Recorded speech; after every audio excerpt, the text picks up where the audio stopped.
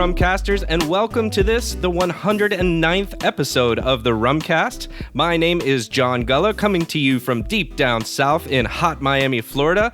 Here in the booth with me is Will Hookinga from the Music City, Nashville, Tennessee, and we are your co-hosts for this podcast where we talk all things rum-related with the people who love and shape it. And Will, speaking of co-things, we've got another great interview episode lined up for you today with co-founders of Rolling Fork Rum, Turner Wathen, and Jordan Morris. Just a couple of guys in the heartland who decided they want to bring some great rum to the U.S., and they've also got a pretty unique perspective on barrel aging with it. But before we do that, how about a little co-host conversation to start? Will, how are things with you? How have things been of late there? What's going on in cicada world? Cicada world. Yeah, it's getting intense. I was just telling John before the show started, the animals now up here starting to go a little crazy outside. Birds are flying into our windows. A squirrel was trying to get into our house, just clawing at the back door this morning, which never happens. Well, you had an eclipse too, so yeah, it's got to be crazy. Everyone's fed up with the cicadas up here, and I'm sure others in... I think it's like Indiana, Illinois. I know in Chicago they're getting a bunch up there. So if you can, if you're going through it too, send me an email, host@rumcast.com, and we can commiserate over the cicada stuff going on across the country right now. But John, I've been thinking a lot about independent bottlers since our conversation with Jordan and Turner from Rolling Fork. Naturally, the conversation covered a lot of ground, talking about their perspectives as independent bottlers, what's changed since they started, because really, they were maybe the first of this kind of new wave of American independent bottlers. I think their first few rums came out a year or two before Holmes Key hit the scene, so they've been in it a while and been able to see some changes. And interestingly enough, you know, we talked about sourcing in the interview, and in like multiple places over the last week, I know someone was asking about this in the Rumcast Discord. I saw maybe a Reddit thread about it or something, but multiple questions. I don't know if like Zan from Worthy Park did another podcast interview or something, but I think people were asking about if Worthy Park was no longer selling aged bulk rum to independent bottlers and brokers and things like that. And I remember back when we talked to Zan several months ago for the 100th episode, he mentioned that they weren't selling aged rum anymore. I think either definitively or like for the most part. Right. And he did say they were still selling unaged rum, but it just had me thinking about how we're probably going to see more producers like Worthy Park cutting back on that. And aged stuff is going to become more scarce over time. Now, obviously, E&A Shear, the brokers out there, the main rum company, they have a lot of casks in their warehouses all over the world. So it's not like it's just going to dry up overnight. But it had me thinking about, well, I'll just ask you this question, John. Okay. What do you think, and just talking about strictly from a rum perspective, so forget about like marketing and branding and stuff like that, but what do you think are the most important skills for an independent bottler to have? I came up with 4, and I'm curious if you think of the same one or if you think of one that I missed. I can think of 2 at least. Okay. So I'll get started. One is they have to have a great palate. And by great palate, I don't necessarily mean, their palate is great, you know, because anybody knows what they like for themselves. Right. But what is their palate like in terms of being able to sell something to others and predicting where other people are going to gain enjoyment, right, from a product. Sure. So I think that's one. I think 2 is also having a sense of what is already out there and available in a market so that they're not duplicating their efforts by just putting into the market something that's already there and flooding it. So I think those are 2 things. Yeah. I'm going to call that like market awareness. The ones that I came up with, and I think one of mine is similar to the first one you described, but I listed cask selection. So basically that's using your palate to go out, taste casks and be like, this is great rum, I want to buy this. Whether it's a single cask or a bunch of casks, you know, being able to taste and discern what is quality and what people are going to like. The second one I came up with was blending, because more and more, I think independent bottlers have always come up with their own blends, but we're also seeing a lot of products like Rolling Fork's Heart of Gold blend. Holmes Key had their daiquiri blend. So we're seeing a lot of these kinds of products coming out as well. I think those are important for them. The third one I came up with was producer relationships. So that's being able to go direct to producers sometimes and get maybe special stuff that they won't sell to everyone that maybe the brokers don't have. I just added your market awareness one to the list. And then the last one I came up with was aging and cask management, because obviously there are tons of releases out there where an IB just buys a single cask and, I see where you're going with bottles this. it. But we've seen for a long time, this isn't like a new thing that American IBs started or anything, but for a long time, IBs have done a little bit of their own secondary maturation, doing interesting finishes. We've seen lots of releases from the European IBs over the years.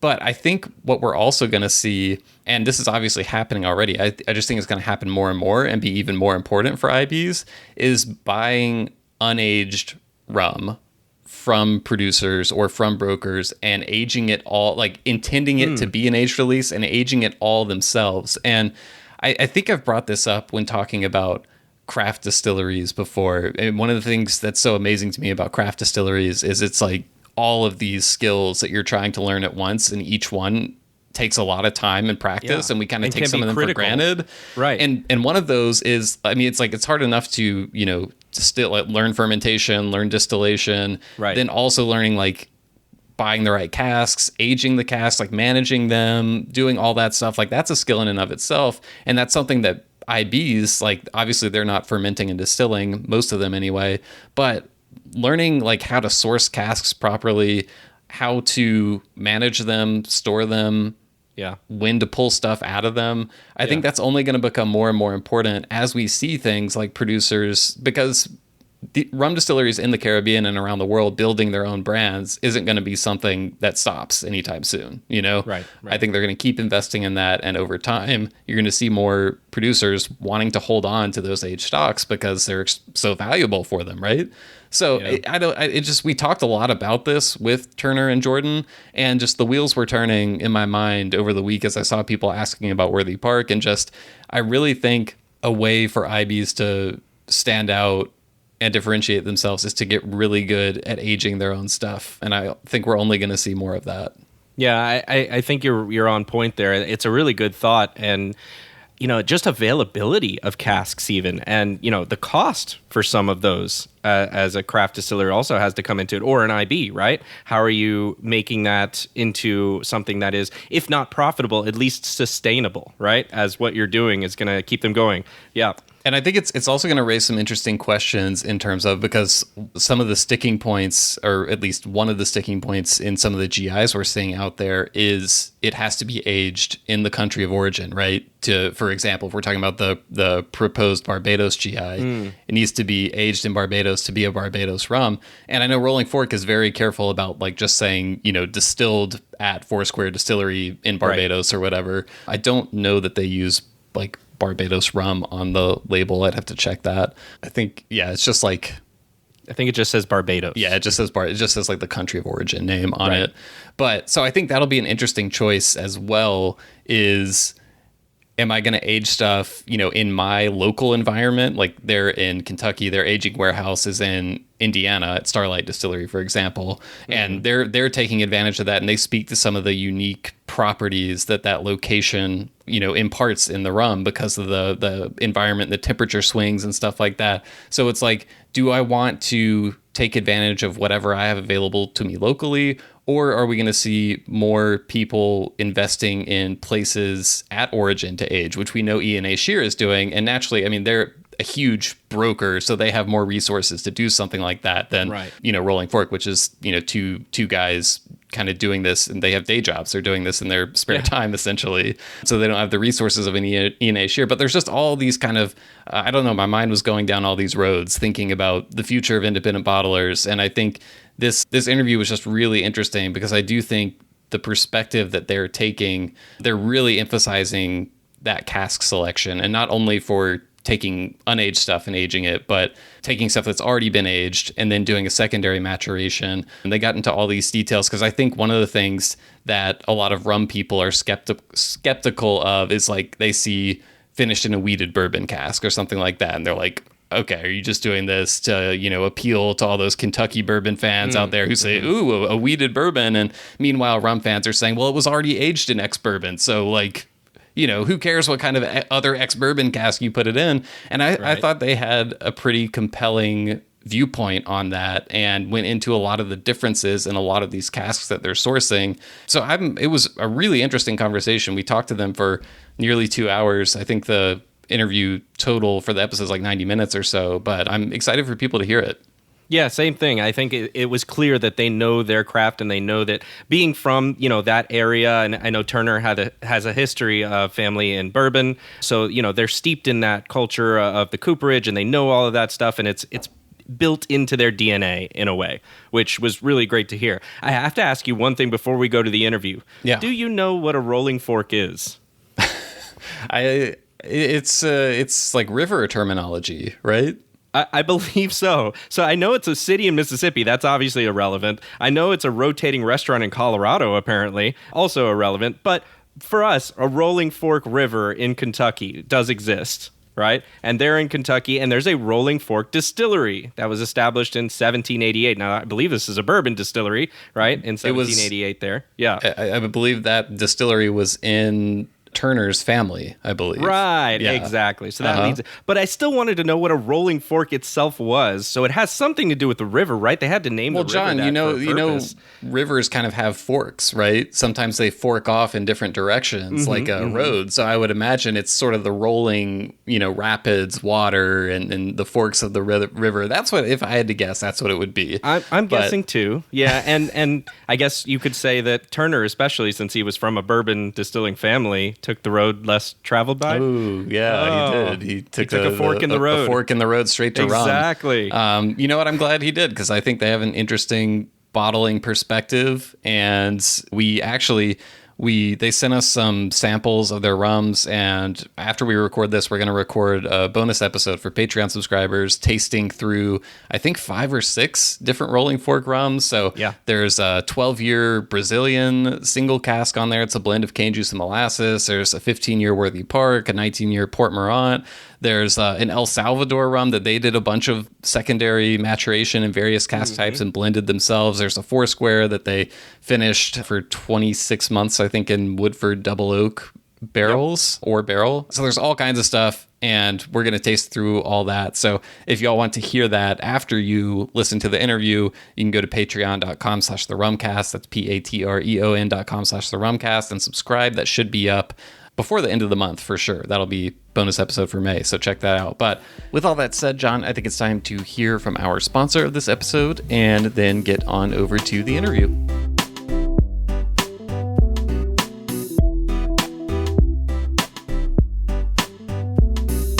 Hey rum fans, we may spend most of our time talking about rum here, but we also have a lot of love for other cane juice spirit categories as well, including cachaça.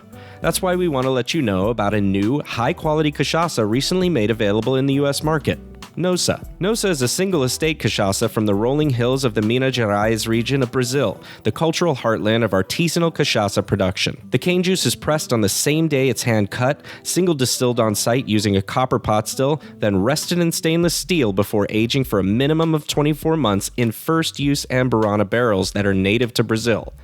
Now, I'm willing to bet that most of you are well aware of getting your hands on a good, no additives, 100% pure cane cachaça product here in the States, particularly those aged in Brazilian wood, can be really difficult. So we're excited to help spread the word that Nossa is now available for purchase online and can be shipped to just under 40 states. If you're newer to cachaça, Nossa serves as a great entry point to the wonderfully diverse realm of small batch cachaças in the Minas region. If you're more familiar with cachaça, you're going to love the vivid nose full of cinnamon and honey notes and the great balance of sweet and spice it brings on the palate. It reminds me a lot of the crumble topping on a Dutch apple pie.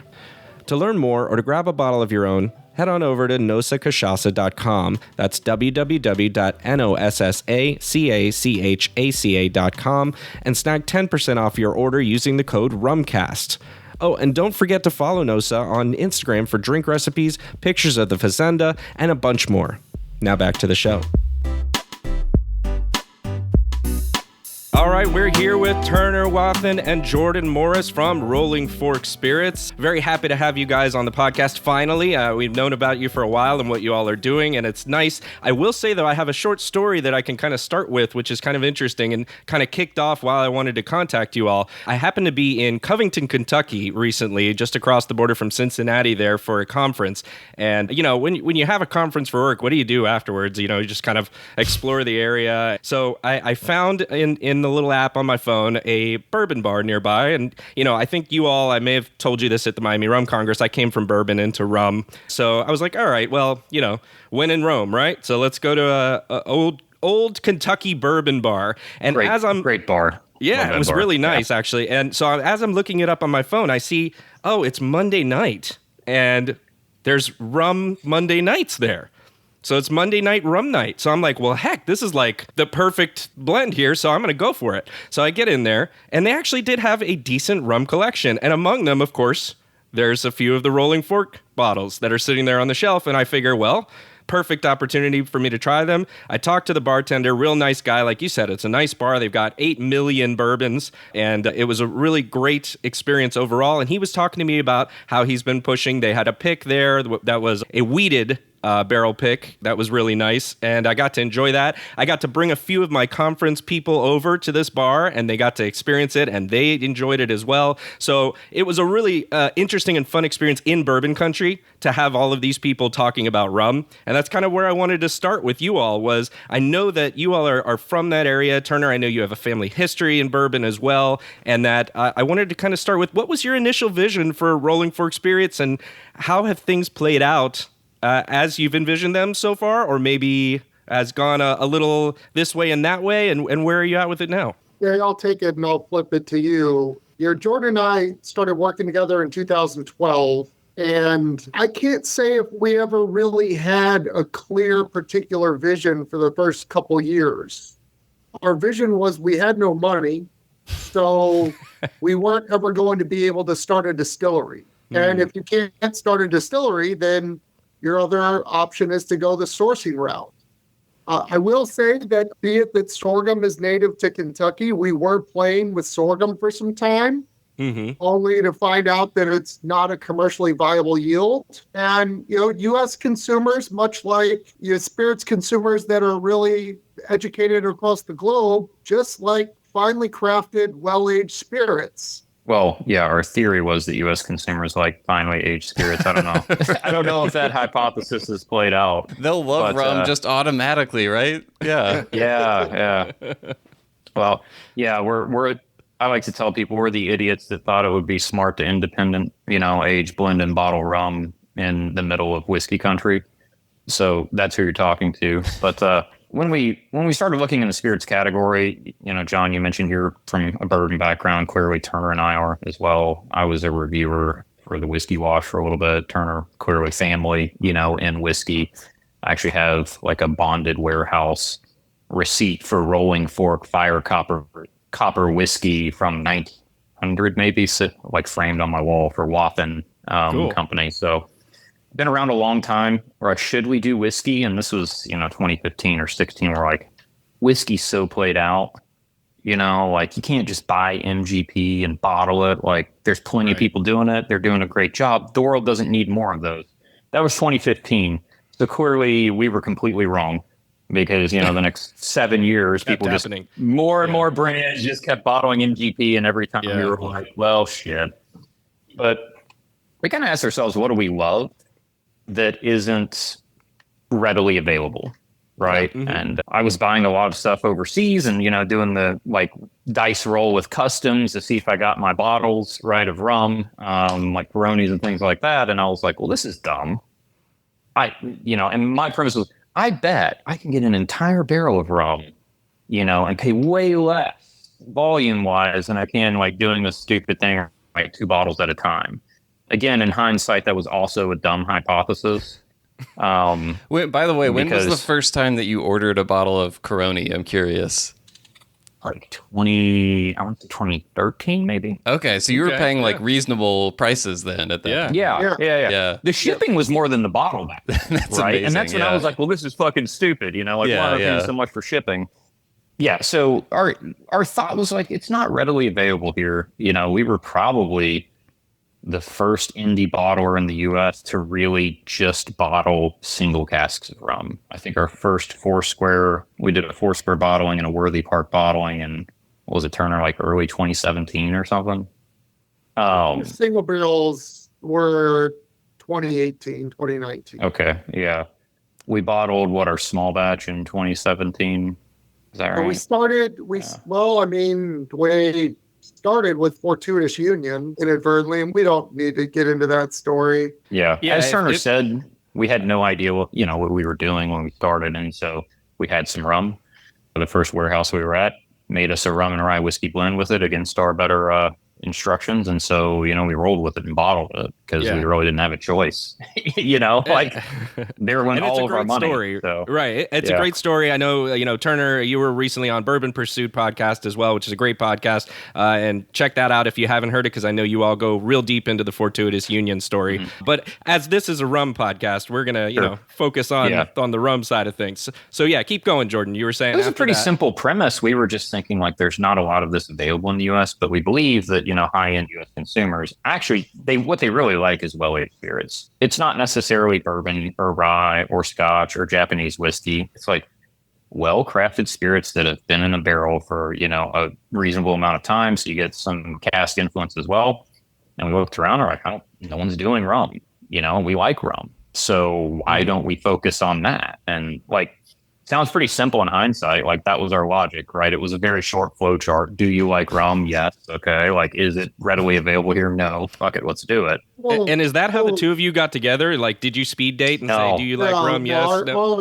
Our wives introduced us. Our wives made us hang out. But what Jordan is not saying about the single cask part is that in 2018, we tried to release a Jamaican 100 proof cocktail product that would retail reasonably for $30 to $35. And we thought, this would be awesome for the bar game. And we can sell it to bars for around $22 to $25. And it's no added. It's a very clean, very wonderful spirit that we thought was very approachable for bars and restaurants in price and at proof. And we wanted to give something at 100 or above. And so we put a lot of passion into a cocktail product, and we just got eaten alive. We got our asses handed to us. Yeah. We weren't. I was going to say, I remember seeing that rum around Nashville around that time. Yeah. And I remember just being surprised at how cheap it was, because it was Worthy Park rum, right? Yeah. No. The first one was not. Yeah. Okay. That was a Clarendon column. Okay. Got it. But which we had intentionally gone column. We thought, and it was just use it in cocktails to the bottom. Yeah. Like it was we got slaughtered going to bars and restaurants because they wanted it at $7. And we're like, there's no way to play in this space. Now we screwed it up again by trying again with Heart of Gold, which probably will be our next mistake.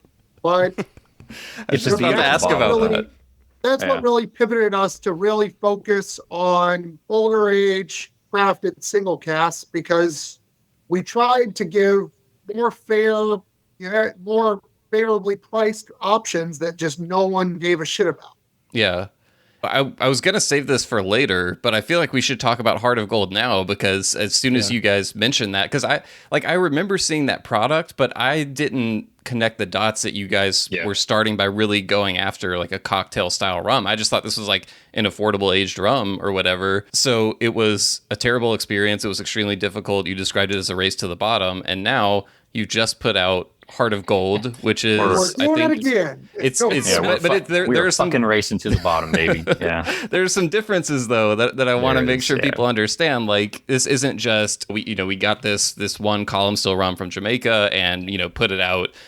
This is a blend of 4 lightly aged rums from Barbados and Jamaica. You guys also do some secondary aging in some of the ex-bourbon casks that you guys have in Indiana, I believe, ranging from a few months up to 2 years for some parts of the blend. And it's 101 proof, and about $30 is the suggested retail price. So like, as soon as I saw this, I was like, I feel like this makes sense because it seems like there are multiple quality rum brands coming out with a rum geared for cocktails that is lightly aged and like in this sort of $30 to $40 price range right now. And John and I have talked about some of the other ones on the podcast and like tried them and been really impressed with them. I think because I actually think if you're talking about like people who really appreciate rum and bars that really appreciate rum, it does kind of feel like there's this little hole in the market of like a lightly aged rum geared for cocktails that has some character to it,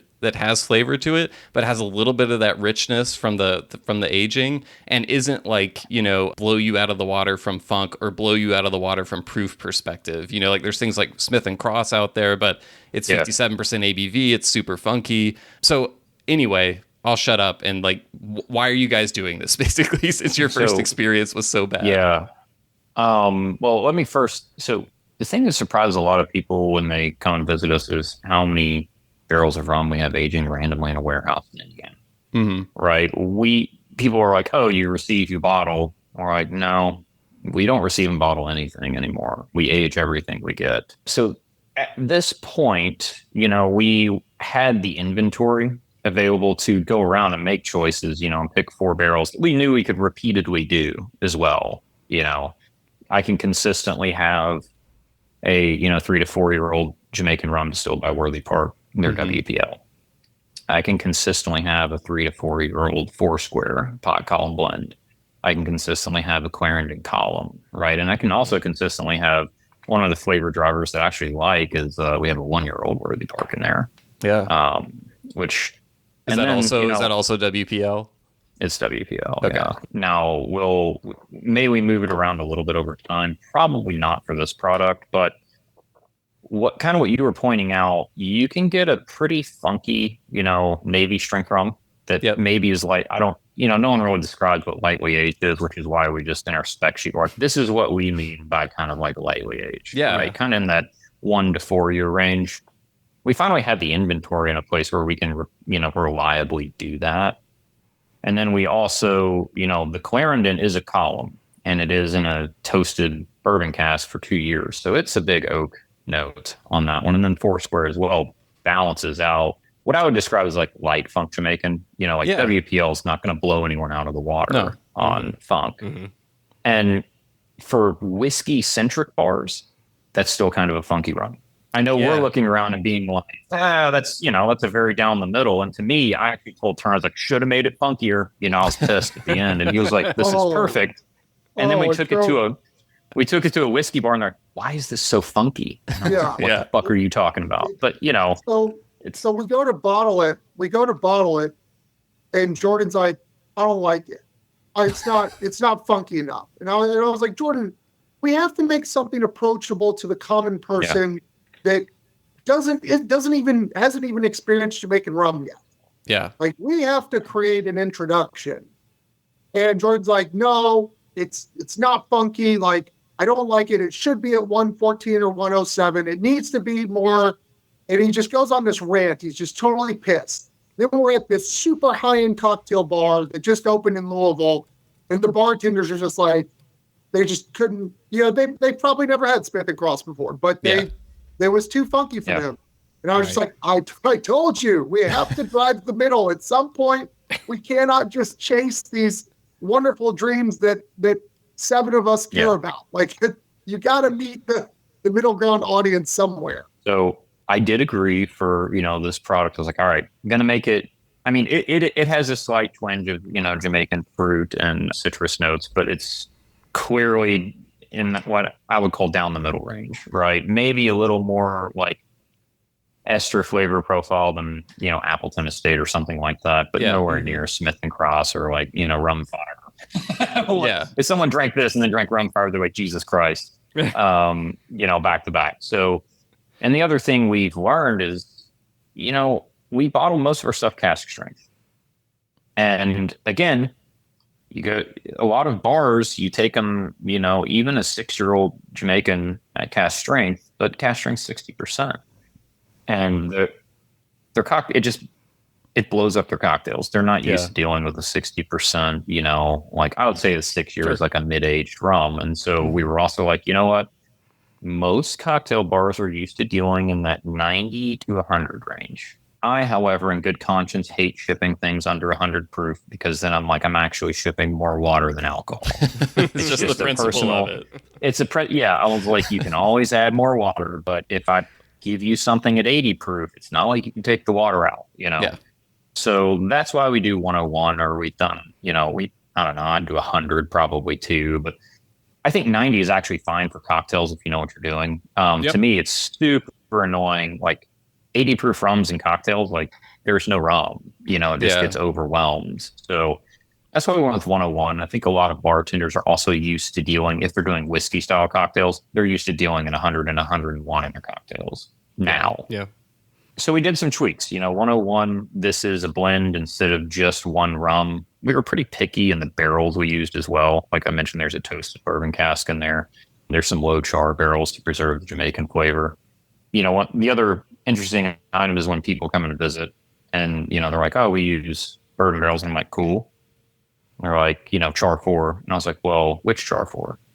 Right. And they're like, well, char 4. I was like, Independent Stage char 4 is different than Brown Forman's char 4 is different than Wild Turkey's char 4 is, char 4 means nothing. It's literally a visual inspection and it's based on the cooperage. This is where being Kentucky guys is like a big advantage, I would guess. I think Woodford Reserve advertises, Brown Forman advertises their char 4 at like 30 seconds direct flame.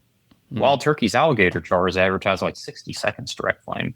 This is literally double the time. So we're pretty picky in the barrels we use for the rums we use because that's the one thing we can control, right? Yeah. Like I tell people, a lot of rum producers, I was like, you're going to make way better rum than I'll ever make in Kentucky.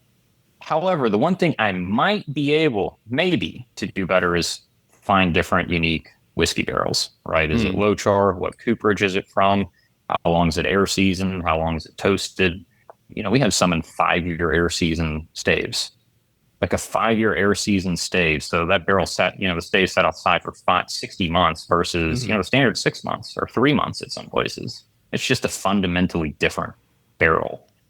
And so to group them all together as a bourbon barrel is really kind of doing an injustice to how much variety there is.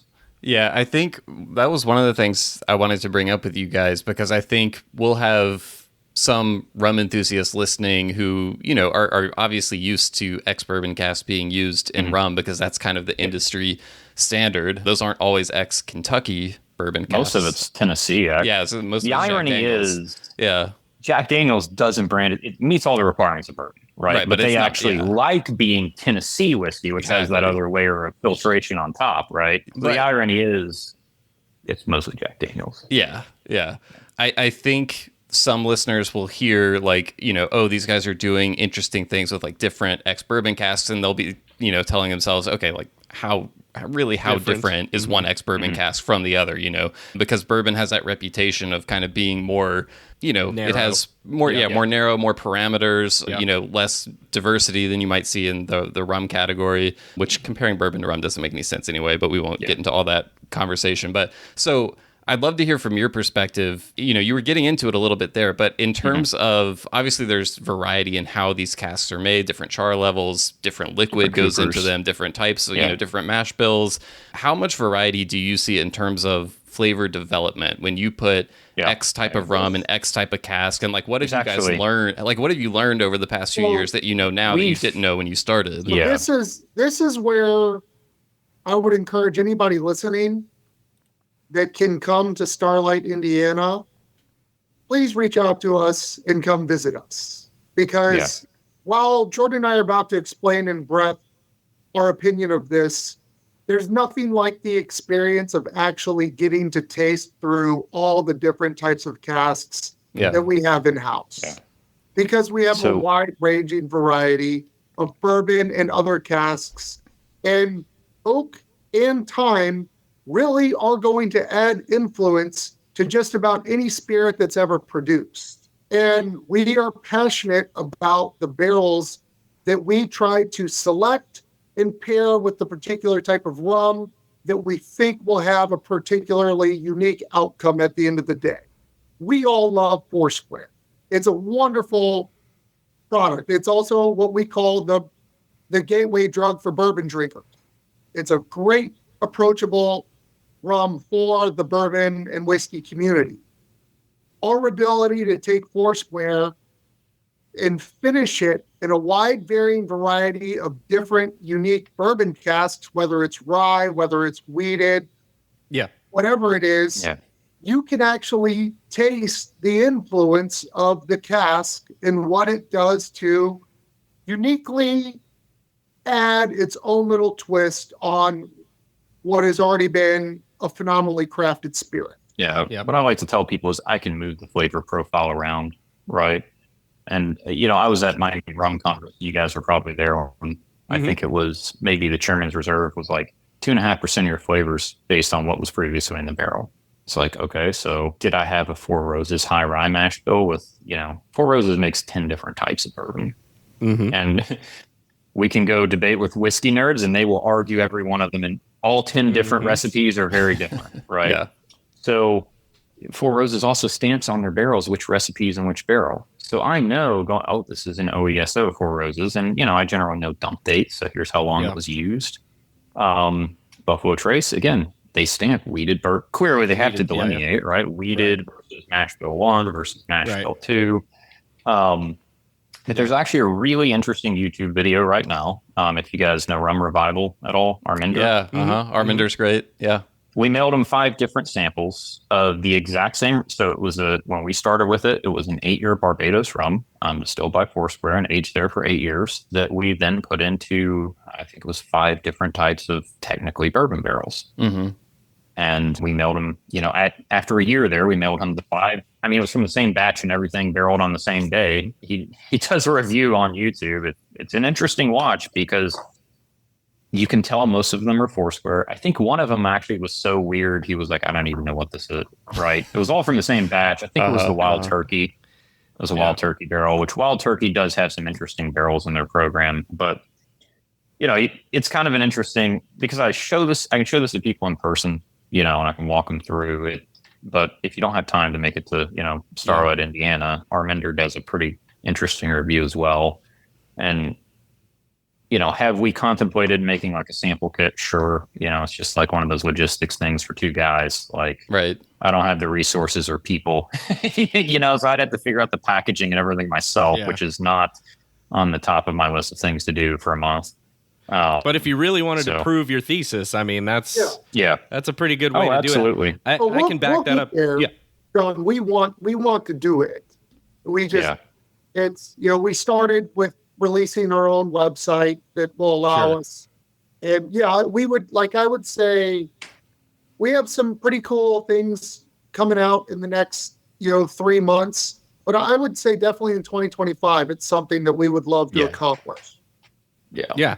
And I'll tell you, I can back that up too, because I was telling you when I was in Kentucky recently, the pick that I had there was a weeded bourbon barrel, and it was phenomenal. I loved it. I was trying to figure out how do I get this back home in my carry-on suitcase, but it was too high ABV, so I had to figure out a way. Yeah. Anyhow, I've recently picked up a same 9-year Barbados Foursquare from you all at a store in Orlando, but this one's a toasted bourbon cask. I can tell you, it is very different. So it's an interesting thing at nothing, if nothing more, to really go through and feel how different it can be from the same or similar distillate. I wanted to ask you a little bit more in terms of the specifics and maybe the logistics of how you're doing this. So you're talking about what you're doing.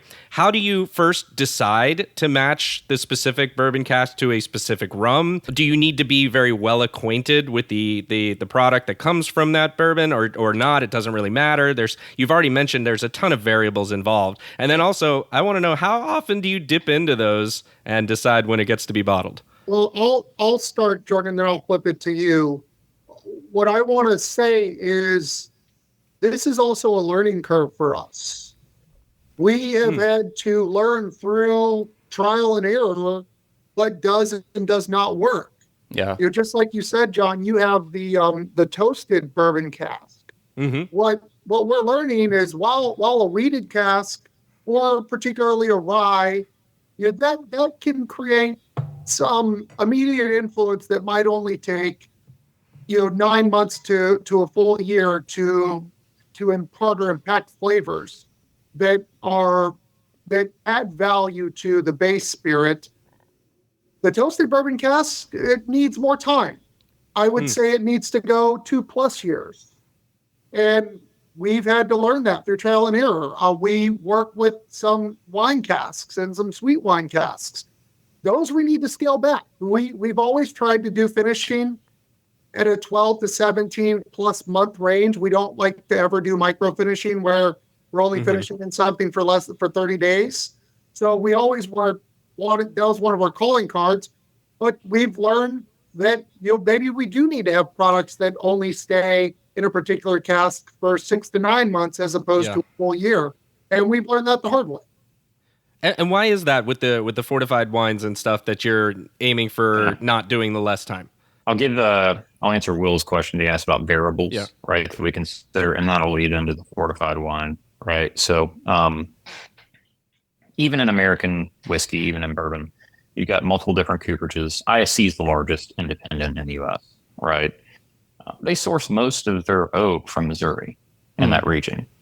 Other cooperages, Tennessee, right? Maybe northern parts of Georgia. So anytime someone tells me about terroir, I'm like, well, you got to consider that for the barrel as well. Where the oak come from. Yeah. Those are different places. I don't hear people talk about that very much with terroir. Yeah. Well, when you're using all Jack Daniels, why would you advertise something you're not fucking doing, right? So there's that. There's where did the oak come from, right? And then there's who is the cooper. Cooperages are very different, right? You've got very large, mostly automated cooperages. I would say their QC is pretty good, but then you have smaller coopers who are literally hand and visually inspecting every stave. So they're looking for knots, they're looking for imperfections in the grain before they ever put that barrel together. I can say with certainty, we have a few cooperages we use that yield 10 to 20% higher volume after we use it. And it's like, why? Well, their quality control is better, right? They're making less barrels. They charge a shitload more for those barrels, right? So let's be clear. It's not like they're losing money on it. Like, if you buy this cooperage's barrel, you're paying way more for it. You're getting a lot higher yield on the other end. So, for us, we're like, that works out. But if you're a large producer, you don't have the bandwidth to be like, I'm going to buy 100 barrels from this, handcrafted cooperage. Yeah. You're like, man, I need 20,000 barrels delivered to my door, That's why you call Jack Daniels. We're dealing in lots of 5 and 10 barrels. Like we have time, right? So then it's who's the cooperage? How are they shaping the staves, right? Some of them use steam while they're bending. Others are just like, let's bend the shit out of it and see what happens. How long do they season it? Like where are you seasoning it? Like what's the air pollution level there? Are you sticking it outside in Missouri or are you sticking it in the middle of the city in Chicago, right? Yeah. Because that wood is sitting outside getting rained on for however long you're seasoning it. 3 months, a lot of, bourbon producers will say a 3-month air season stave is like, they only use that on their cheapest product because it has a green flavor to it still. 6 months, pretty standard. I'd say a year and over is considered kind of premium. 2 years would be like, like someone waited 2 years for this. Some of the cooperages we deal with are in the 3 to 5 year range, which is almost unheard of. Wow. What happens to the wood as it sits outside is it just breaks down. Right. And so the flavors and different flavors are extractable the longer it sits outside and encounters the elements. The funny thing is you go to the French coopers in France dealing with French oak. I mean, I'd say 3 years is their minimum for French oak. Really? I would be surprised to find someone cranking 6 months, Granted, they're cognac barrels, wine barrels, things like that. Okay, so how long you air seasoned it? How did you char it? How did you toast it? You go to some places and they literally have a natural gas flamethrower just ripping through there, right? And others, they have these nozzles that go in and spin. Very precise. Yeah. I mean, when you compare a random guy with a flamethrower to a robotic arm that goes in and spins, like clearly different, right? Yeah. Did they toast it? How did they toast it?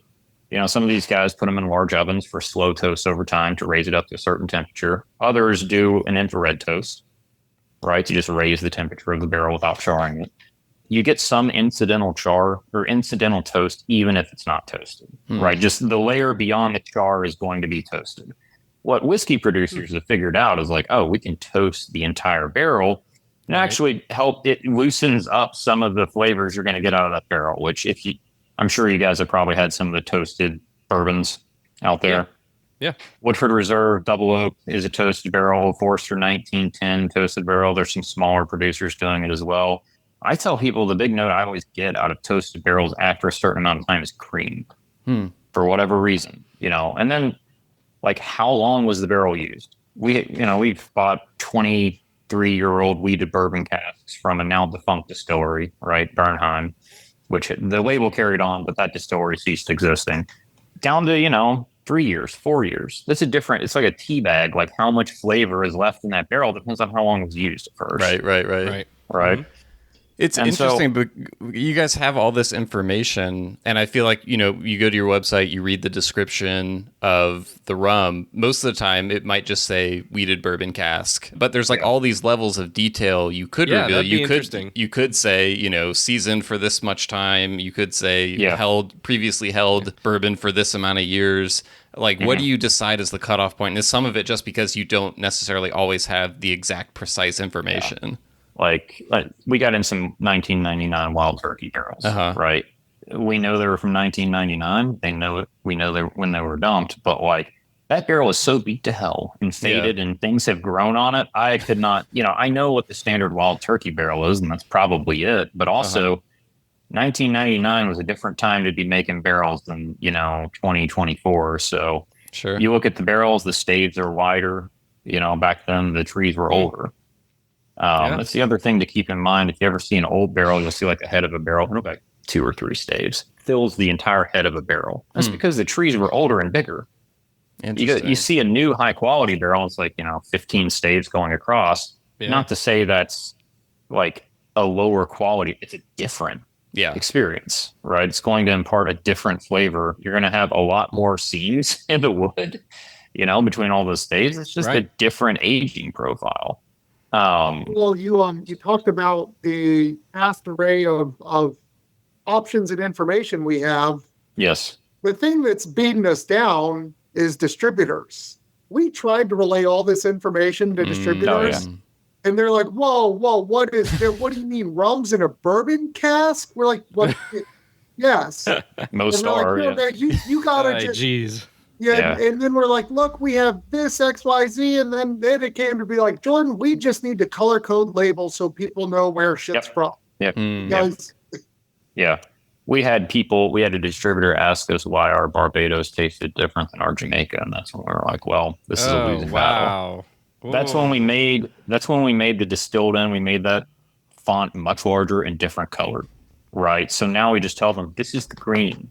This is the blue, right? Wow.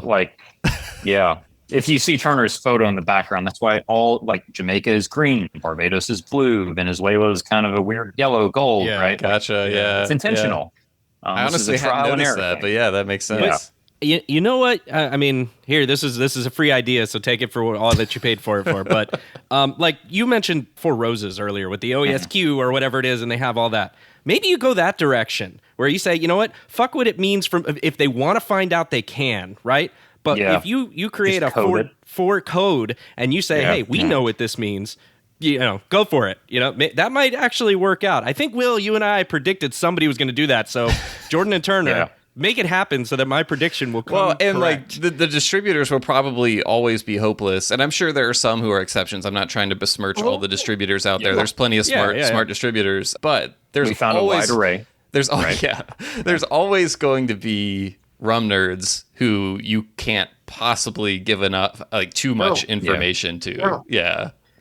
Who you can't please, right? Like, I would spend my career dealing with the TTV to approve random labels with more and more information. It's right? True. At some point, it's true. You just have to ask yourself, do I want to sell rum or argue with the TTV? That's a good point. For sure. But there is a collectability feature there. I'm just telling you. Sure. Oh, man, you're not wrong at all. Yeah. Our goal is to provide more and more information on our website, right? It does come down to a time thing. Yeah. But okay, back to barrels. Yes. And then the last question is what was in the barrel, right? Weeded bourbon is very different, than Four Roses High Rye Q, an OESQ or something. This is a fundamentally different flavor. And I think it was at Miami Rum that someone said, about 2.5% of the flavor you're going to get in your rum is going to come from what was in the barrel.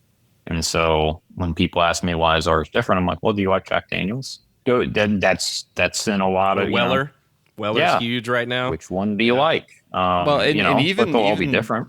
even that 2.5% thing, like I feel like that's a sliding scale because sometimes you can get something Yeah. that was, especially Yeah. with ex-fortified wine. Sometimes I get a spirit. It could be rum. It could be scotch. It could be bourbon, whatever. And you're like, holy shit, sherry everywhere. And it's like, Yeah. it feels like 50% of what you're tasting, you know? So it can like wild swings. So, yeah. Well, you can also the other big factor is proof. What was the proof of that thing that was in the barrel? That's true. Yeah. We took an Elijah Craig barrel proof barrel, put some bushware in it, and it jumped up 8 proof points. Wow. Just because of the barrel strength of the Elijah Craig that was in there. And that's all a variance that impacts. Yeah. the- And that is when you say what was previously in the barrel, it's like, what was their, do you know their barrel entry proof? Right. Because Yeah. every distillery is a little different on that. Wait, but for Elijah Craig, wouldn't they just go into the barrel with the same thing every time, and then barrel Yeah. proof is just bottling at a higher strength, or am I wrong? Correct. There? Oh, Yes. okay. All right. Yeah. All right. So basically, Heaven Hill bourbon, super high barrel entry proof, right? Now, things that make it into ECBP, they go through and check the proof after, right? Like they're probably not going to put something from the bottom floor that dropped 10 ABV, right? Right. So Right. the ones that make that batch, are probably high fucking proofers, right? You're talking Right. like 120 and up. That's fair to Yeah. say. Yeah. Yeah. And to your point, everybody's, barreling strength from a distillery, it's going to be slightly different. And some are higher naturally than others. And some make different marks that they're going to put in at different Yeah. strengths. So there's a lot So- there. Okay, so we've got the barrel aspect, and then what I like to tell people is on the fortified wine topic, we're in a very different aging climate than most rum. Yeah. What I mean by that is there's continental, which is kind of mild and steady, right? And then there's tropical, which is high and steady. Yeah. I tell people like, so 2023, do you guys remember? John, you don't because you're in fucking, Florida. South but Florida. yeah. Well, do you remember when it got bitterly cold? Like, So I have a window right here in front of my computer. I can look out and still see like we have these bushes in our backyard, and like 5 of them just completely Mine dead died. after that Yeah. freeze, and like one of them I came lost- back and is struggling, and it's just I lost it was all my laurel bushes out of that. It was like it was like minus it was like 0 temperatures. degrees for Yeah. like 4 or 5 So- days or negative. It was crazy. Our warehouse was minus 10 Fahrenheit was the coldest it got. Wow. Yeah. Wow. And the hottest we get on our top, we only go 6 high, but in the middle of August, we're at 120 plus, Yeah. Yeah. Yeah. right? So if you look at our swing in temperature, and then for all the science nerds, PV equals NRT, right? Totally. Pressure, like if your volume, now a barrel is not a perfect volumetric seal, right? Like it's Right. not but it can't, you're going to have, your pressure changes are going to be very gradual because it's going to have to seep through the wood. So what happens is, and your booze is going to hold a certain temperature, right? Your booze is going to swing temperature much slower than air temperature. And so Right. what you have over time is like when it gets really freaking hot, you go high pressure in the barrel. And we've actually had bungs shoot out, right? Wow. Just from the pressure release. When it goes really cold, you get a vacuum. And it is almost impossible to pull a freaking bung out of a barrel if it's bitterly cold.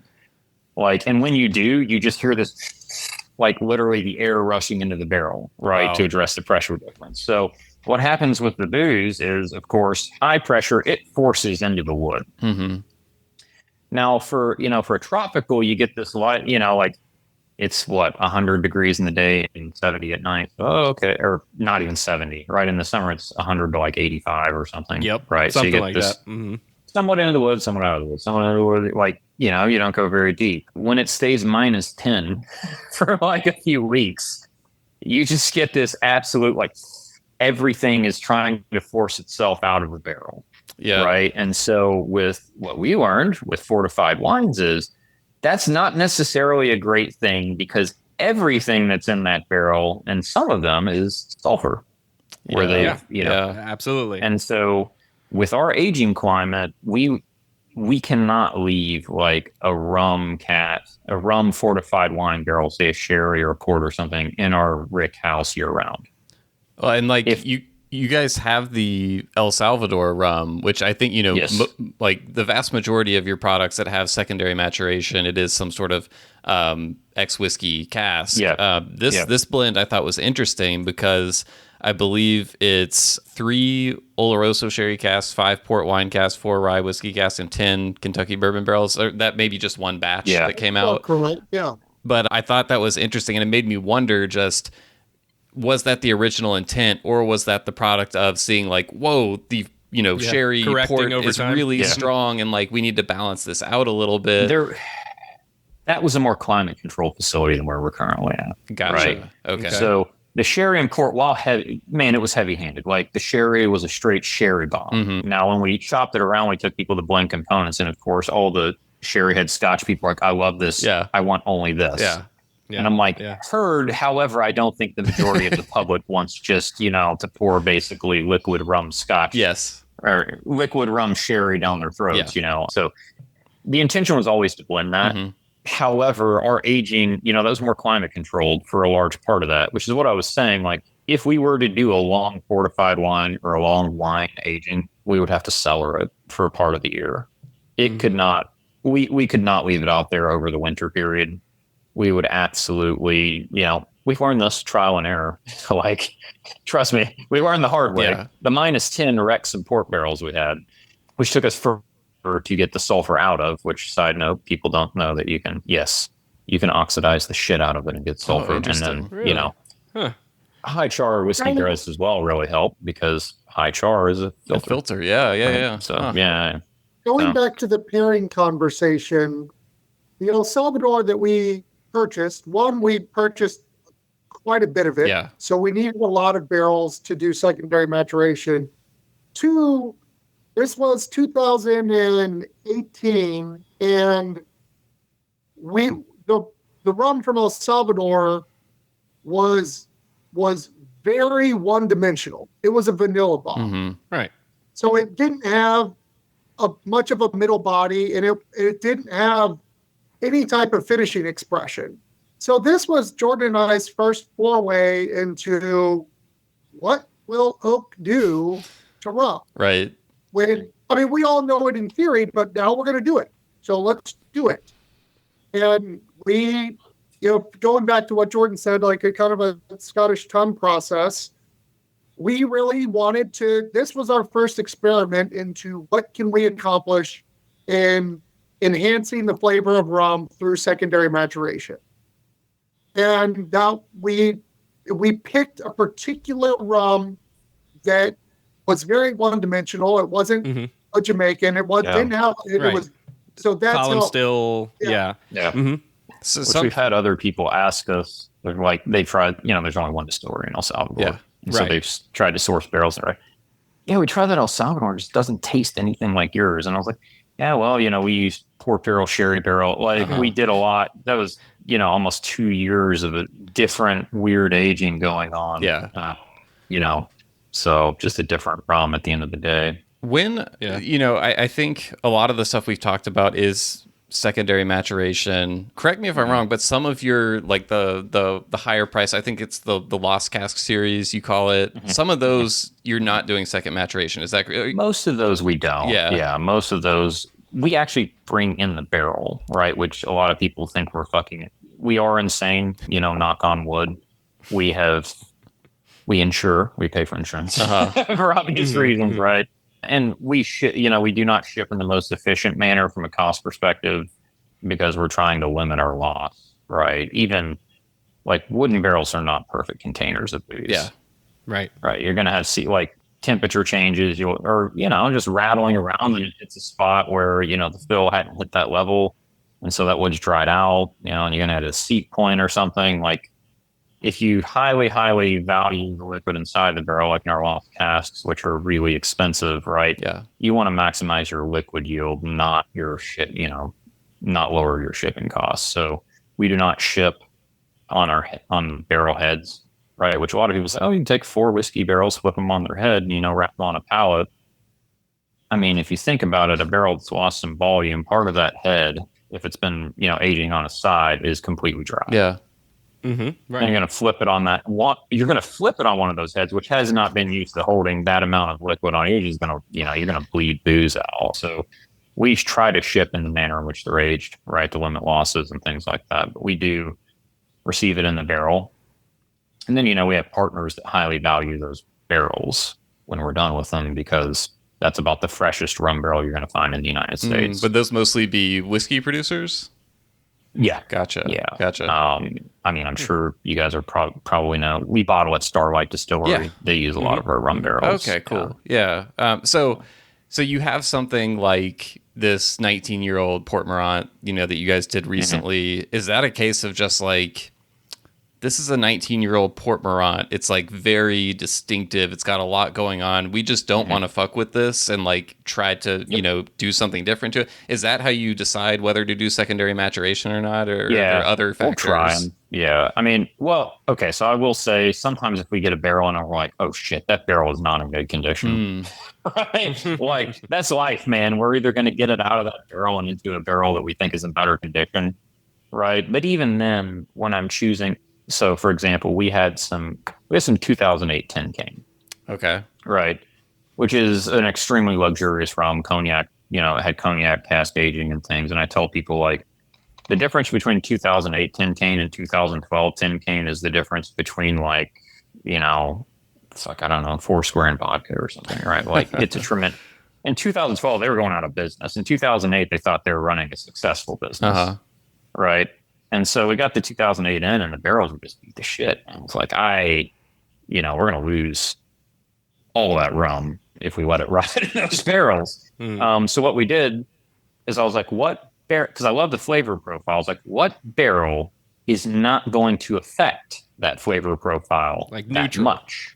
Yeah. Yes. I went with a 15-year-old Buffalo Trace weeded bourbon cask. Yeah, It had already you been go. used for 15 years. Weeded bourbon is a much more subtle flavor profile. Like I would not have put that in a 4-year-old rye whiskey barrel. Yeah. So sometimes we have some 2006 Foursquare and cognac casks, right? Because I'm just like, the 2006 Foursquare, at least they hit the broker market, was a very strange flavor profile for Foursquare. And, I thought it needed a little bit more like I thought Rencio would go really well with it from a cognac.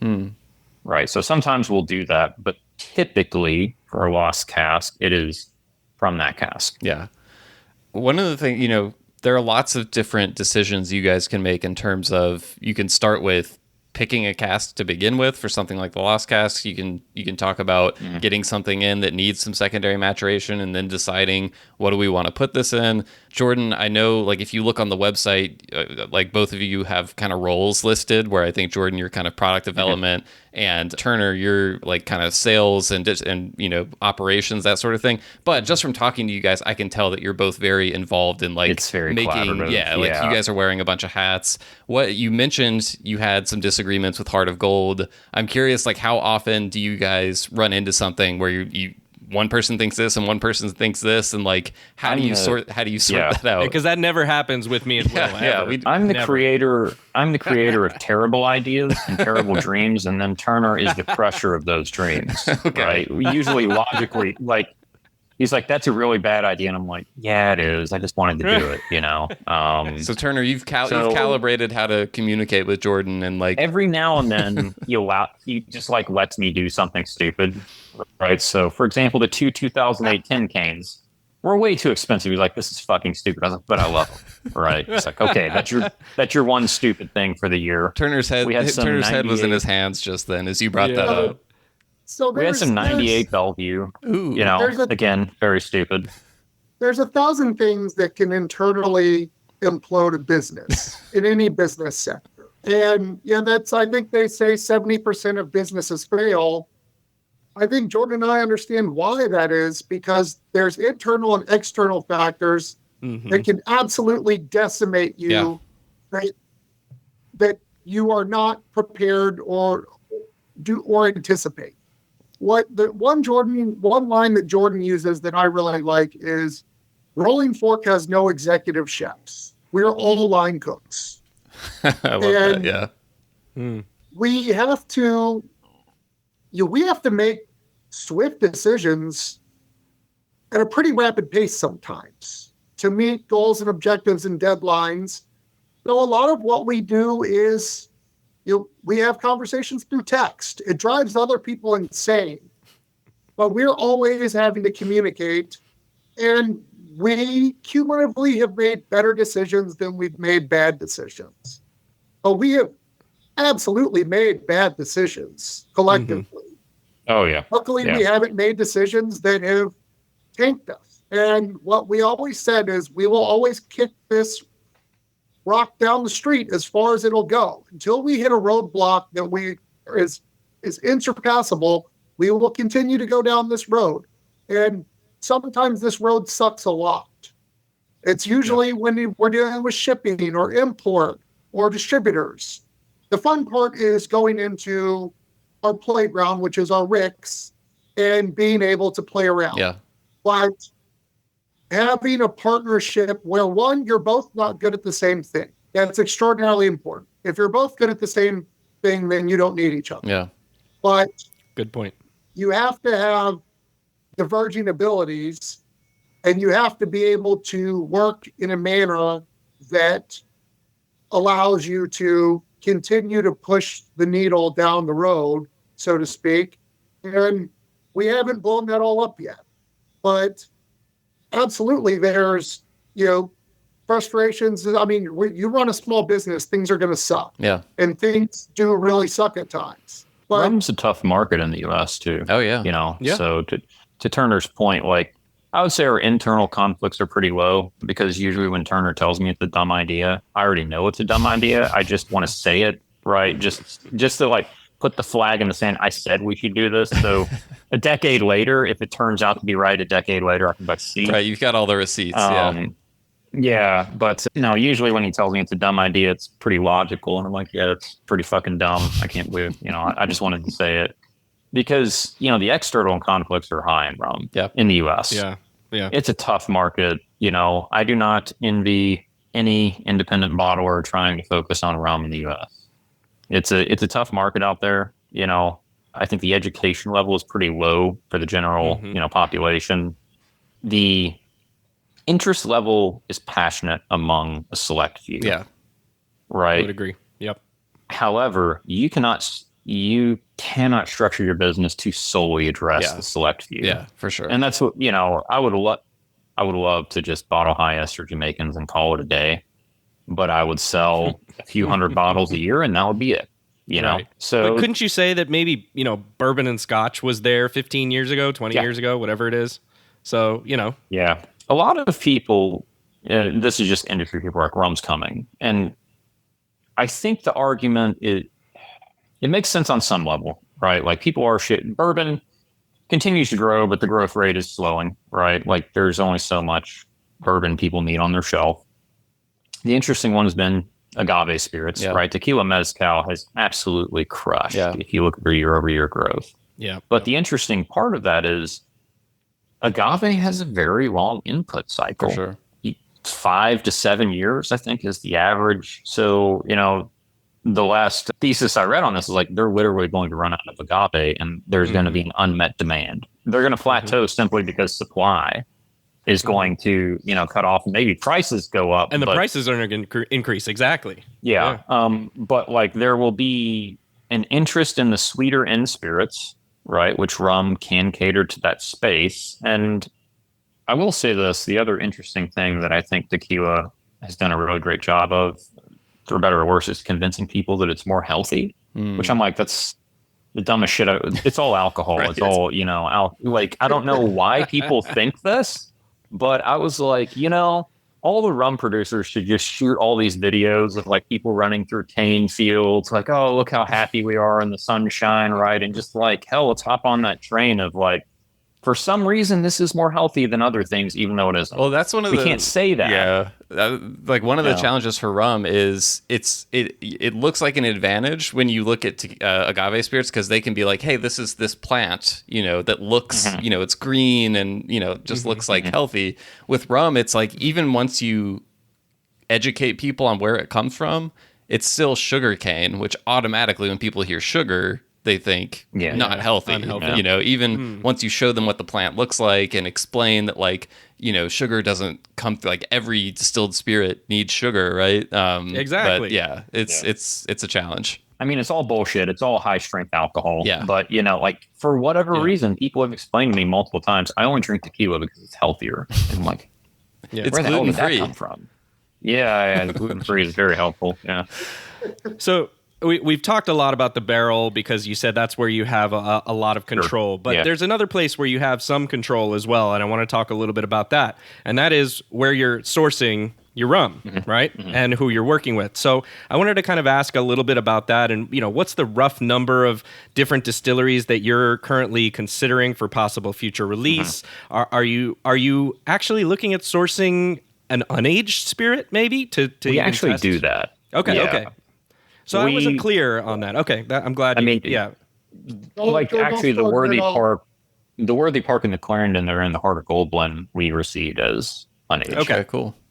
Right. So, when we started this endeavor and we picked rum, there's such a wide it's multi-jurisdictional. There's such a wide vastness for rum, and there's so many opportunities by way of distillation method, by way of fermentation method, by way of whether it's sugarcane or molasses. And to the best of our ability, we wanted to display the vastness and wide variety of rum, unadulterated, without any additives, particularly at cask strength and non-chill filtered when it's bottled. right.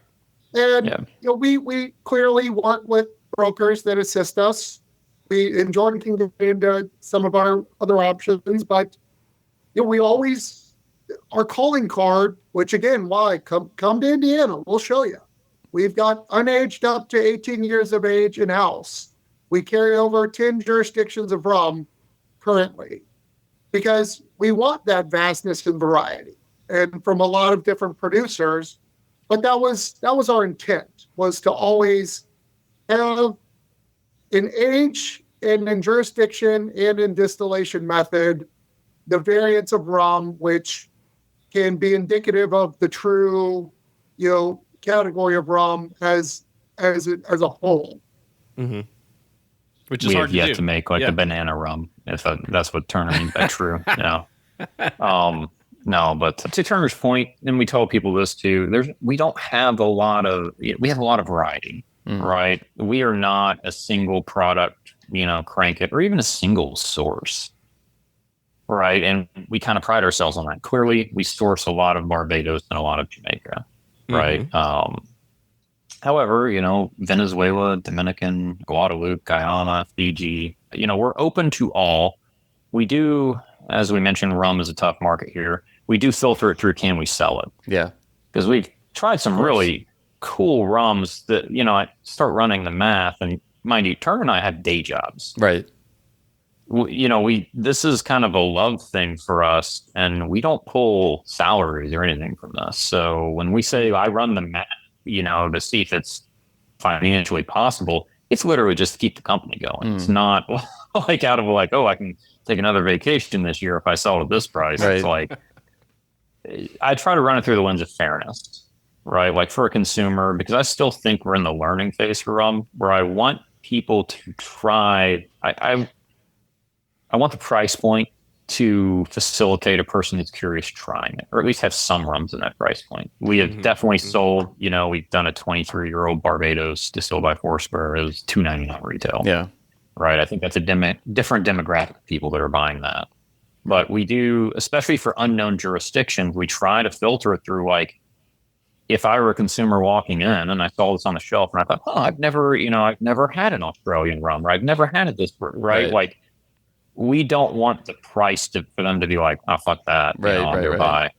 Yeah. So when we deal with the interesting jurisdictions, we try to bring in like a solid flavor profile that we think is representative of that jurisdiction or that distillery, and at a price point that would encourage a person to try it. Yeah, that makes sense. That's challenging, honestly. For sure. You know, For sure. Yeah, like there's tons of great value in rum relative to other aged spirits categories, but at the same time, it can also, like, depending on where you're getting it from, what it is, it can also be very expensive and too much of a leap for someone who is, doesn't know that much about rum and is then seeing, like, oh, a rum from Fiji or a rum from Australia or South Africa or wherever. That can be a tough sell if it's going to be, $115 to just try it. Yeah. And you can overcome that if it's good, but it's usually through pure effort, right? You got to get out to the stores, you got to get it in people's mouths and then let them taste it before they go, wow, yes, this is great. And that's not easy to do, especially for you all as, a smaller company, right? Yeah, so with day jobs. Yeah, right. Yeah. Jordan, you were speaking to how, the market is tough. It's interesting because I do think you guys were really one of the first independent American bottlers that I noticed when you guys were coming out. And then in subsequent years, it seems like we've been getting at least one or two new ones each year. Like, how different is the landscape now versus when you started in terms of, it sounds like not much has changed in terms of education of distributors and stuff like that. Because granted, all these new IBs, they're still small relative to other, bigger brands. And also, have you noticed, has it been more challenging in terms of getting casks from brokers? More IBs, there's more people trying to, obviously each IB has their own unique perspective and different thing, and they're not doing exactly the same thing in the same way, but they're trying to get a lot of the same stuff. So has that gotten tougher as you've seen more of those? And have you seen benefits in terms of just more awareness of this type of thing? So this is honestly one of the... So, we're both from Kentucky and we saw what happened in the whiskey space. Yeah. Right. Everyone fighting over 4-year-old MGP or, 5-year-old Barton, And so we knew that, like, brokering casks by the cask is not a long-term plan. Right. Like, there's only so many casks. Right. We view it as like part of a plan, especially in our lost cask line, like 15 and up. I would love to still be doing this in 15 years, but I don't know. We were like, that's really for like the high end stuff. Yeah. That's where that makes sense. But that is also why we source even down to unaged and age ourselves. Mm-hmm. Right. It's differentiation. I don't know where we're at now, but we're probably pushing 500 casks. Wow, right? really? Just in our warehouse. And we constantly buy. Starting from, we barreled some last month that's, now a month old, right? All the way up to, I think the oldest right now is like 20. So we view, like, the brokered market, I view as a way to cater to the niche consumer that does want, the 21-year-old Barbados distilled by Force Barrel pure pot, or, a 98 Guadalupe or a 2008 Tin Cane. Right. I view that as a different consumer than the people that I'm trying to target with, we bottle a lot of 9-year-old rum distilled in Barbados by Force Barrel Distillery. Mm-hmm. That's been in a whiskey barrel for a year, and it is at cask strength, and it is $79.99. Yep. That rum, as Turner mentioned, we view that as our gateway drug for whiskey drinkers, right? Like, try this one first, build a level of trust, and hopefully they look at it and say, I really like, okay, this is a cool rum. It's very similar. I'm in the flavor wheel of bourbon, so I like that. Okay, Barbados. Wonder who else, like, what else should I buy from Barbados? So then maybe they go down the Barbados rabbit hole, but then they maybe also say, oh, Rolling Fork guys, okay, they bottled this. Maybe I'll like their Jamaican, or maybe I'll like their, this, that, or the other, or Venezuelan. Right. It's really interesting because like taking someone who enjoys your one of your Foursquare bottlings, and then getting them to also enjoy like that 19-year Port Morant I mentioned earlier. It's almost like taking someone who likes bourbon and being like, do you also like Scotch? Like, that's how different they are, Yeah. Yeah. The Port Morants especially. Yeah. Even honestly, we have a lot of aged Jamaican, like say the 10 and up range. Mm-hmm. Even low ester Jamaicans are very hit or miss with bourbon drinkers. Mm-hmm. I usually ask to determine if a bourbon drinker, or like there's a high likelihood they'll like a Jamaican pot still rum. I ask them if they like Four Roses single barrels. Right, of like the O and QD strands. And I'm like, if they like those, then there's a higher probability they will like this. If they're like, I hate Four Roses and I only drink Buffalo Trace, I'm like, you're not going to like this, Like, there's a very low probability that you're going to walk out of here with this. But interestingly, we have noticed flavor profiles opening up a little bit. And what I mean by like, so I think it was 2 or 3 days ago, we just found out we double platinumed at the Ascot Awards with our Jamaican pot still rum, which I was like, that was the one I thought would do the worst. Interesting. Yeah. Right. Because the Ascot Awards are heavy whiskey, right? Like, And this is Fred Minnick's Minnick Awards for those who aren't familiar. Yes, Very heavy whiskey, right? Like a lot of whiskey drinkers in there. And so last year we won Best Rum and, double platinum with our Barbados 9-year old Rip Van Winkle cask. I was like, yeah, that tracks. Like that's a shoe in, at a heavy whiskey drinking competition. But, we view it as like, that's the competitions we have to enter. I don't need to enter rum competitions. Like there's either they know about us and like us or they hate us. And like, I'm not going to change their mind by entering a rum competition. What I'm trying to do is get bourbon drinkers to, when they're going through the Ascots and looking like what's Fred, and crew recommending, like, well, that's strange. I also like this rum. Yeah. Right. Yeah. I wanted to ask a little bit more about that, actually, maybe in a broader level, and kind of do a temperature check in a way, because I know that you all and Turner, I know I've seen stories of you talking about you had to go out to like a Binny's and pour stuff for people to get them. So in that area, especially in bourbon country, but maybe in other places too, what do you think the overall percentage split right now is of solid bourbon or whiskey drinkers who say, either, heck yeah, give me some great rum, to go next to my bourbons in my bar. Yeah. Then there's those who kind of, this is rum, turn their nose up at it, don't even give it a fair shot. And then I think everybody else is somewhere in the spectrum in the middle. Do you have kind of a thought on percentage of like where those people are that are loving both, where those people that are not even giving rum a shot, and everybody in the middle? I have some thoughts, but Turner, I'll let you take a stab. I had just anecdotal based on, what I've noticed. Yeah. So, first off, we're very appreciative of the amount of rum societies and rum clubs that have really birthed themselves over the past decade. All ships can float when it comes to the education and introduction of rum into the U.S. market. And it's a great benefit of us to have guys like yourselves doing the rum camp. It's a huge advocacy point that really helps open the unaware consumers' understanding of what is out there. Mm-hmm. The whiskey community is the easiest one to approach because it's the biggest. Yeah. It's not always the most fun to play with, but it's the largest group of spirits drinkers that now are accustomed to age-stated products that have higher price points, which is kind of what we sell. And Jordan always has a tagline that, for every 6-year-old Willet bottle that sells for $700, $800, a rum drinker will be born. And one can hope. Yeah. John was one of those people, I think. I never bought the Willet. But yes, I did get there in the same headspace. Yes. And just to clarify. So while there's a huge marketing and education effort that needs to continue to happen for rum to continue to grow itself in the U.S. market, and then I'll flip it to Jordan, you do have to find the advocates and the individuals that are passionate about rum and passionate about spirits that are willing to help get on the train with you and help drive the train where you need it to go. Yeah. So I'll get really tactical just based on anecdotal information. We love anecdotal information. Yeah. And tactical. So we host a lot of groups, right, that do picks at our facility. Yeah. Mm-hmm. And, we are at a whiskey facility. So I can kind of track numbers on how many groups come versus how many groups select the rum cast.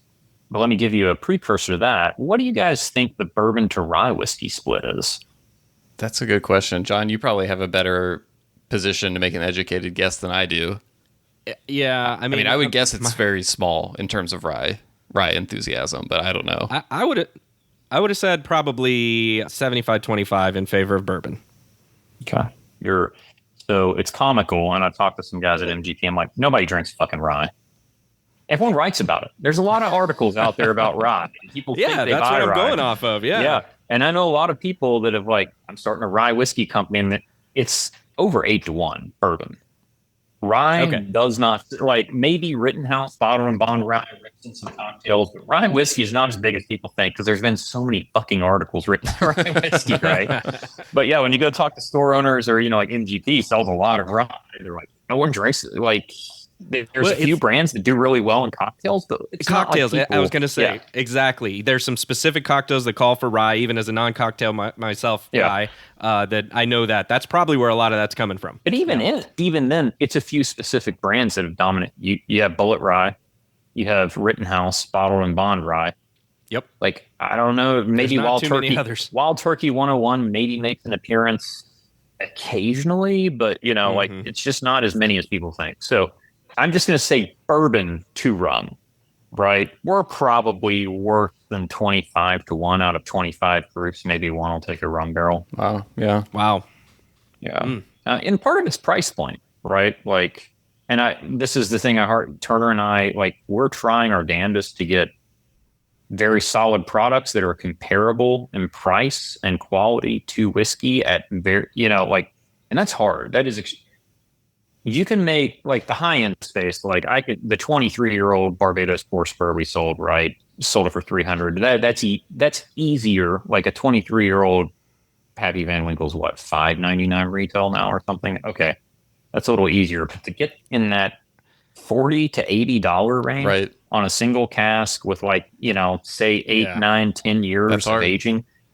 Yeah, that's the hard part for indie bottlers here because of how much cost is involved to get that rum here. Right. This is why we, like I said, I view, like, our brokered by the cask model as, like, I'm addressing a certain market. But then I view, like, that down market where we're aging it ourselves, we're doing it to try to keep the price low and competitive with whiskey in the hopes that the people captured in that space will be people buying, our 15 and 20-year-old products in the future. Yeah. On the note of bourbon people, and, you were just mentioning the $600-$700 Weller thing, driving some people to rum. One of the things that we talk about, John and I talk. Will it? Because Weller actually makes some really good stuff that might be close. This is why. This is why I shouldn't talk bourbon. Yeah, I haven't even checked. What's the MSRP on what is it? The Weller Millennium they just released, John. I have no idea. Yeah, John's out of the game. Okay, yeah. But we talk to so many bourbon lovers who start listening to the show, and we ask, how'd you get into rum? And they're like, oh, I was into bourbon, and I just, like, couldn't take it anymore. I couldn't get what I liked. I didn't want to wait in line, allocation, all this stuff. They were just kind of sick of dealing with the hype. I know rum, based, everything we've been talking about, rum is a long way off from ever being like that. But do you think that there's a way for the rum category to grow without consumers kind of falling victim to those exact same issues? Because, like, it's all, like, we want more people to discover rum because we love rum, and we, when you love something, you want to share it. You want the producers to get kind of the respect that they deserve and more people to be exposed to it. But the more that happens, the more, from a consumer perspective, prices start to go up. More annoying it gets, and that can be a good thing, because I want companies like y'all's to exist. Sure. I want distilleries to, have great businesses. But how not only to exist, but to be successful. Exactly, yeah. So is there? I'll go first, Jordan. I'll go first on this. I am going to put a damper on the conversation, and I'm going to say no. There's not, and I'm going to say no because of the cover over tax. We are working with a broker to help us grow our sales force and get sales out there. And he calls us on Thursday. He goes, I'm talking to these guys in Florida. They can get you in every bar in the US BVIs, but I need you to price a product under Cruzon. It's got to be under the Cruzon $10 price. Right. I was like, and on one hand, that really pissed me off because I'm like, Kevin, I thought you knew more about this game than to have this conversation with me, because you clearly now I have to explain to you that Cruzon is made at a zero cost production cost. Right. So they can sell a $7 product to a bar or retail because it's $7 pure profit, because they have no cost associated. And as long as there calm are down, those... Turner. Calm down on the rant. It's fun. And that's an educational thing, right? That's what he's pointing out. I Yeah. will shout out to his rum wonk, right? Yeah, And his Matt book as Petrick. well on it. Uh-huh. There's actually a very thorough explanation, of the tax structure. Mm-hmm. And it does create this bizarre incentive where actually when we bottle and sell rum, the federal excise tax we pay actually goes to the people who are kind of driving down the category in a lot of situations, because they're allocating it based on production, not quality. Yeah. And so, it's the classic free market. Like, I want to maximize the money coming in. All I have to do is maximize the rum going out. Okay. Right? Like, I'm not incentivized to age anything for a long term, or even like, I want to run it up the most efficient column I can in the most efficient way to get it out the door, Right. And, like, that is challenging when you're, an indie bottler or even a large producer overseas. Like, Foursquare pays federal excise tax when they import their stuff. Yeah. Right? Like, that federal excise tax they're paying is actually funding someone driving, that they're incentivized to drive down the category. It's definitely a misalignment of incentive structure. Yeah. Right. So that's a challenge. I think rum, to Turner's point, I don't think it'll ever hit bourbon status. Right. I think bourbon had a lot of things going for it at a very unique time. Yeah. Like, the recession hits. People are walking away from scotch because it's too expensive. Mm-hmm. And they're also doing this whole like buy American made. Well, what's American made? You have all these, tip of the hat to marketing. You have all these homespun, Kentucky fellows talking about their whiskey they've been making for generations.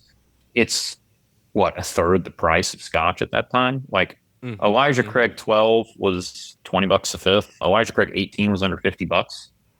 Right. So I think that helped a lot. Bourbon, and it was during a recession, so people were kind of watching their pockets. The challenge now is people think we're kind of in harder economic times now. They keep saying that, yet the stock market and everything keeps going up. Right. So people are watching their pockets. Well, the challenge with rum is rum's actually pretty expensive in the U.S. Right? Like, it is not a value play versus scotch. Scotch has actually become a bizarre value play again.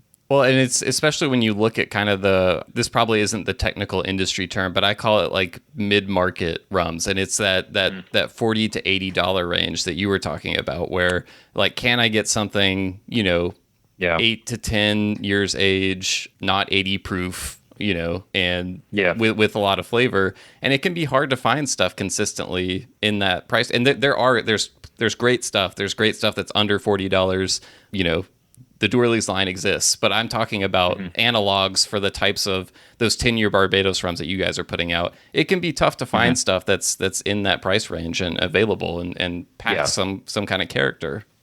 Extremely challenging, and not readily available. Right. That's the other thing is, if you scroll some of the rum forums, people are complaining like, I can't get Doorley's anywhere near me. Right. It's like, well, there's a person that wants it that actually physically can't access it. Right. There's one challenge is just because of distribution and retail and everything in the U.S. It's very, rum is not a hot seller. Right. Distributors watch the trends. Retailers watch the trends. Right. And I know there's no growth. Why would I invest in this? It's like, there's actually no growth because it's not being offered. Right. I do think we can get to a much better demand space in the U.S. That being, I don't think we ever hit bourbon status. For the points Turner mentioned, as well as just, bourbon has done a great job of positioning itself as America's spirit, at a very good time. So that helped, and it just kind of shot to the moon from there. If you look, tequila's doing that right now in southern U.S. Texas, California, Arizona. Tequila's just, it wouldn't surprise me if tequila mezcal is actually going to outpace bourbon, in Texas over the next 5 years. Which, if you asked anyone 5 years ago if that was possible, they said, absolutely not. Yeah. I think where rum can fit, I think rum can outpace rye whiskey, right? I think that's a more reasonable goal. I think rum can outpace, I think rum could be, excluding tequila, I think rum and mezcal could be that kind of like, you're going to have connoisseurs and passionate spirit enthusiasts and really nice bars that are going to be knowledgeable on rum. They're going to have a nice selection of rum, and it's going to be that like, what you're talking about. You're here to drink this really cool rum. Yeah. Yeah, that's an interesting comparison. Yeah. Well, guys, I know we've, I don't want to keep you all morning. This has been a really great conversation. I think you guys have a really unique approach among the kind of field of this new wave of American rum IBs out there. So it's really cool to get to hear more about that. Before we wrap up, we do have a tradition on the podcast. It's a special optional final segment masterminded by my co-host John Gulla called the Rapid Fire Round. John, we have two guests, so I don't know what your plan is for this. If you want to tell them a little bit about it, I'll let you do that now. I have no plan, so we're going to figure this out as we go. But so what we do here is Will's going to put 60 seconds on the clock. I'm going to give you both kind of a prompt. It's going to be a very short prompt for a very short as you can make it answer. Some of them are this or that. Some might be an actual answer you have to come up with. So we're putting you on the clock, and I will go ahead and say both of you can answer. So I was going to say, why don't we just do Jordan go first question, I go second question? I like that even better. Alternate. This already is working as a good team. Yeah. So I like this. Let's do it. All right. So Jordan, you're first, and then we'll alternate between the two here, and we'll see how it goes. All right. Are we ready? All right. I've got 60 seconds and go. All right, Jordan, neat or on the rocks? Neat. Turner, column pot or blend? Pot. Aged or unaged? I'm going to go aged. All right. Turner, cane juice or molasses? Molasses. All right. Weeded or a high rye bourbon? High rye. Okay, Turner, do you agree with that or disagree? I agree. Okay, both of you. Wow, I like the weeded. All right. If God forbid you were ever to have another blending mishap like you had with Fortuitous Union, do you already have another name picked out for it? No. That's a simple No. no. All right. No. How about gratuitous reunion? I just came up with that myself. I figured that would work. If the TTB would allow it, we call it the fuck up number 2, but they wouldn't allow it. By the way, quick interjection. Fortuitous Union, coincidence or happy accident that the initials were FU? Oh, intentional. Happy accident. Yeah. We kept calling it the fuck up, and then we're like, well, we can't actually call it that. So Okay, John, please continue. I love that one of them said intentional and one said happy accident. All right. I forgot who we left off on. Turner, let's go with you. Bourbon is to Kentucky as rum is to... Turner's Turner. like, fuck, man. It's got nothing. I said Jamaica. Jordan for the save? What? As rum is to the Caribbean. I would say Barbados simply because it's the birthplace, right? But I think it applies equally across the board in a lot of places. I was totally fucking with you guys with that one because I knew that was going to be tough. Is there one rum distillery out there you love but haven't been able to source yet for a Rolling Fork that you'd call your white whale? We actually can't disclose it, but we did land our white whale. So Ooh, we okay. can't. Yeah. That's a Well, we teaser. look forward to hearing about that. Turner, as the sales guy, have you ever caught yourself singing "Rolling Fork do do do do do do Rolling Fork do do"? Because it just gets Fucking stuck terrible. there. That's fucking terrible. Look As what a you did. father of 2 kids and a sales guy, yes. I mean, it's right there, sitting there for you. Jordan's going to use his legal skills to prevent that from reaching the airwaves, I think. That's bad. No, that's actually good. It's like by Menon, right? Or Exactly. George Costanza. Yeah. For either one of you or both, has anyone in your family disowned you for being a rum guy and not a bourbon guy? We still don't know we make rum. Most of my family asks me about whiskey all the time, or whiskey company all the time, and I'm just like, That's great. Yeah. All right. And finally, as I was researching on your website, I saw the pic of both of you standing in the barrel house, looking very serious and menacing. And I thought, now that's one half of a boy band if I had ever seen one. So you just need 2 more dudes there. And, you know, Will and I, we're here for you. And just saying, we can do that. What would the name of our boy band, rum boy band, be? oh, let me take this one, Turner. Go for it. The Bunghole Boys. Because no matter how long I've been in the business, bunghole is funny to me every time. I was going to go with Buck Furbin, but I like yours better. That's time, by the way. A very, very generous 60 seconds on that one. Had to keep it going. That's great. I mean, John has actually like literal boy band experience, so I mean, there actually could be something I don't know there. about that. I don't know if I'd call it that exactly. All right, you're welcome to come in and shoot a music video if you need to. Thank you guys for spending so much time with us, being good sports. Before we let you go, is there anything you want to let people know to keep their eyes peeled for? Any, you know, as you look to the future, you hinted at something there, a white whale cask perhaps. So what do people have to look forward to? Well, there's a lot of cool stuff coming down the pipe. Again, like I talked about, our goal to bring the wide variety of expressions of rum to the U.S. market. If you're listening to this for the first time and you want to consider Rolling Fork, we are now selling through our website to over 38 states. On our website, we have over 6 different expressions of varieties of rum that you can purchase from Jamaica, Guyana, El Salvador, Barbados. So please feel free to use that web portal as a good introductory way to get your hands an understanding of what rum is and what rum can be. Yeah, we'll put a link to that in the show notes. So anyone's and listening, feel free to reach out to them. About the cask that it was aged in, right? Yeah. I would say like immediate future, Heart of Gold has just started rolling out. Yep.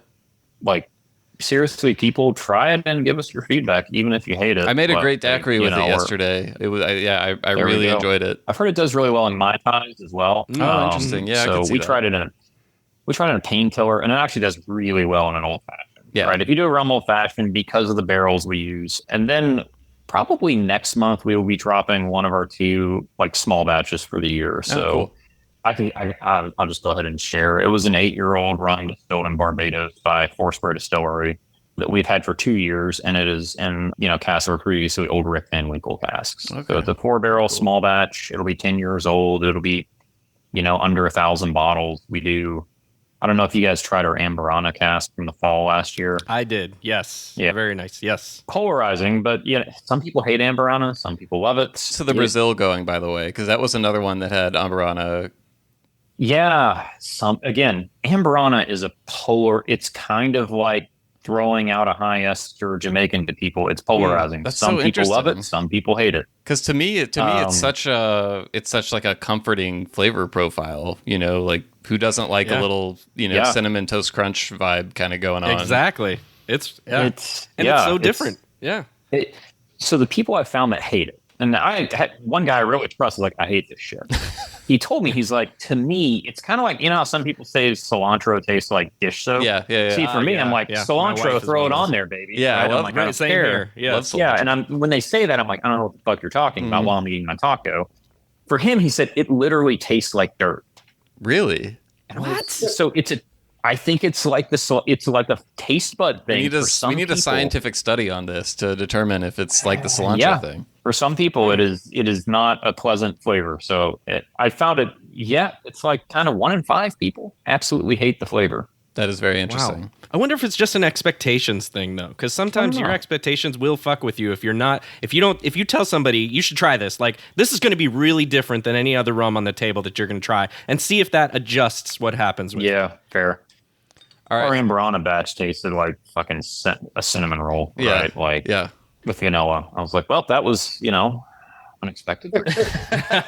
So it was good. So we have a limited edition small batch coming out that will be kind of the spring-ish release, and then we will have another Amberana batch in the fall. So very cool. Well, thank you guys again. Thank you. Like I said, we'll put the link to the website in the show notes for anyone that wants to check that out. And looking forward to seeing everything that comes down the pike. Thanks, guys. Awesome, gents. Yeah, thanks for the time today. John, thank you all so much. Keep doing the Lord's work, and we really appreciate it. We'll see you next time we're in Indiana. Yeah. Let's go. All right, come to Indiana. To film that music video. All right. See you guys.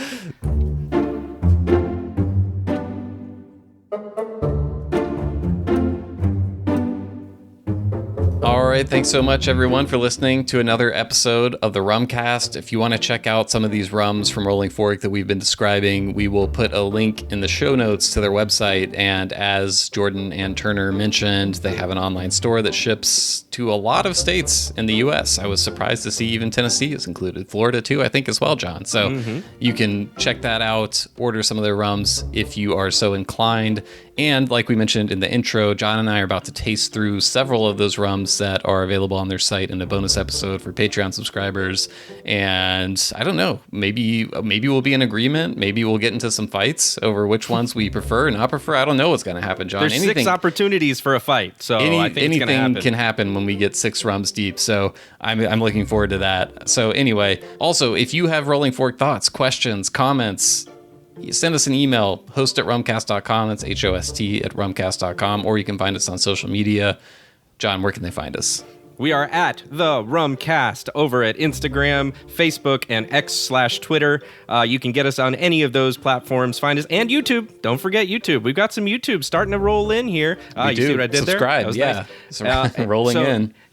If you want to check out those platforms, leave a comment. Tell us, you know what I need to know, Will? What do I drink when it feels like more than 110 degrees outside here where I'm at? What kind of cocktail's best? Let me know. Let me know what you're drinking, because it is hot here in the U.S. right now. So let us know. Drop us a line. Tell us what Rolling Fork is your favorite. Any of that stuff. Post some pictures of it. We'd love to see them. So yeah, with that, Will, I'm looking forward to tasting these rums through with you. Let's get to it. Cheers.